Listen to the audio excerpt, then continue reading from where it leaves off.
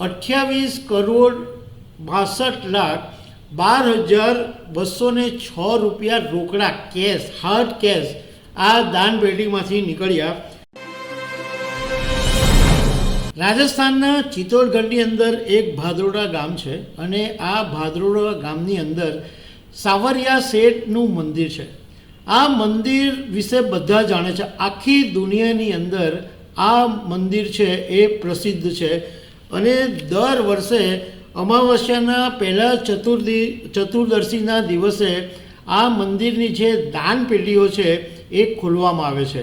તો આ વખતે પણ 2025માં જે દાન પેટી ખોલવામાં આવી તો એની અંદરથી જે રોકડા રૂપિયા, સોનું, ચાંદી, ડોલર એ એટલું બધું નીકળ્યું છે કે આંકડા સાંભળીને તમે પણ ચોંકી જશો।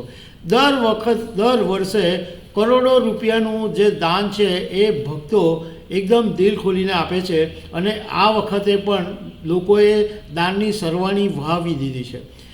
તો આના વિશે તમારી સાથે વાત કરીશ। મારું નામ રાજેશ શાહ છે અને તમે જોઈ રહ્યા છો ગુજરાતના સૌથી મોટા ડિજિટલ પ્લેટફોર્મ ખબર છે ડૉક્ટર। રાજસ્થાનના ચિત્તોડગઢનું આ સાવરિયા શેઠનું જે મંદિર છે એ એક આસ્થાનું પ્રતીક તો છે જ, પરંતુ સાથે સાથે એનો જે આખો વિસ્તાર છે એ પણ બહુ જ રમણીય અને સંગીતમયથી ભરેલો છે અને આ મંદિરની અંદર હજારોની સંખ્યામાં લોકો દર્શન કરવા માટે જાય અને દર વર્ષે અમાવસ્યાની જે ચતુર્દશીનો દિવસ આવે એ દિવસે મંદિરની જેટલી દાન પેટી હોય એ ખોલવામાં આવે। તો આ વખતે જે દાન પેટી ખોલવામાં આવી એમાં ટોટલ 9 રાઉન્ડની અંદર ખોલવામાં આવી। તેમાં પહેલા રાઉન્ડનું જે કાઉન્ટિંગ થયું એમાં 8,90,00,000, બીજા રાઉન્ડમાં 4,60,00,000, ત્રીજા રાઉન્ડમાં 3,86,00,000, ચોથા રાઉન્ડમાં 2,50,00,000, પાંચમા રાઉન્ડમાં 2,10,00,000, એવી રીતના ટોટલ 9 રાઉન્ડ ખુલ્યા અને એની અંદરથી 28,62,12,206 રૂપિયા રોકડા કેશ, હાર્ડ કેશ આ દાન પેટીમાંથી નીકળ્યા અને 1,270 ગ્રામ સોનું અને 70 કિલો ચાંદી માત્ર આ દાન પેટીમાંથી નીકળ્યા। આ ઉપરાંત મંદિરમાં આવીને જે લોકો ભેટ ચડાવે અથવા મની ઓર્ડરથી જે મોકલાવે છે એનો આંકડો તો જુદો છે।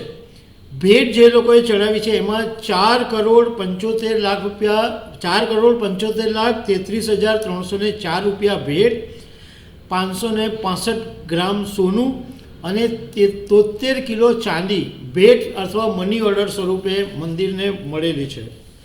હવે આ જે સાવરિયા શેઠ મંદિર છે એ તમારે જો જવું હોય તો જયપુરથી 338 કિલોમીટર છે, ઉદયપુરથી 74 કિલોમીટર છે, ચિત્તોડગઢથી 41 કિલોમીટર છે અને 450 વર્ષ જૂનું આ મંદિર છે।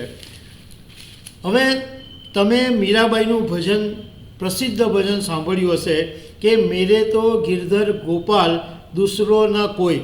તો આ જે ગિરધર ગોપાલ છે એ આ ચિત્તોડગઢના ભાદરોડા ગામની અંદર સાવરિયા શેઠની તરીકે બિરાજેલા છે અને આ એવું કહેવામાં આવે છે કે મીરાબાઈ જે કૃષ્ણ ભગવાનની પૂજા કરતા હતા એ આ જ મુરલીધર છે કે જે સાવરિયા શેઠ તરીકે બેઠેલા છે। આ મંદિરની એટલી બધી આસ્થા છે કે લોકો એવું માને કે આ મંદિરની અંદર તમે જઈને દાન કરો તો તમે ભવિષ્યમાં શેઠ બની જાઓ।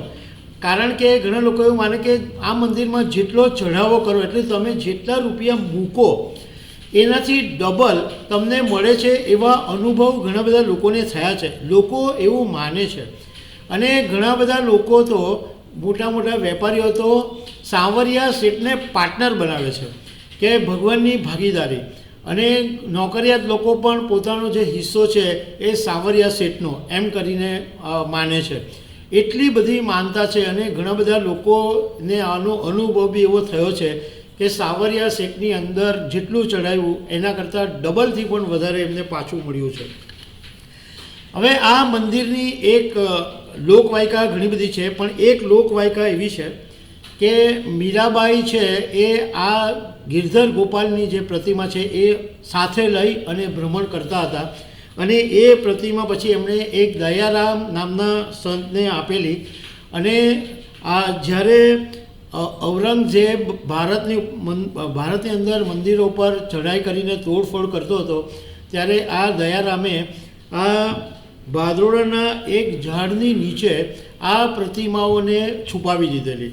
એ પછી 1840ની અંદર મંડફિયા ગામના એક ભોલારામ ગુર્જરને સપનામાં એવું આવ્યું કે આ ઝાડની નીચે પ્રતિમા છે, અને જ્યારે એ ઝાડની નીચે ખોદવામાં આવ્યું તો એક સરખી એક જ જેવી 3 મૂર્તિઓ મળી આવી, અને એ પછી આ સાવરિયા શેઠ મંદિરનું નિર્માણ થયું. તો દર્શક મિત્રો, આવી અનેક વાતો સાથે અમે તમને મળતા રહીશું. Thank you very much.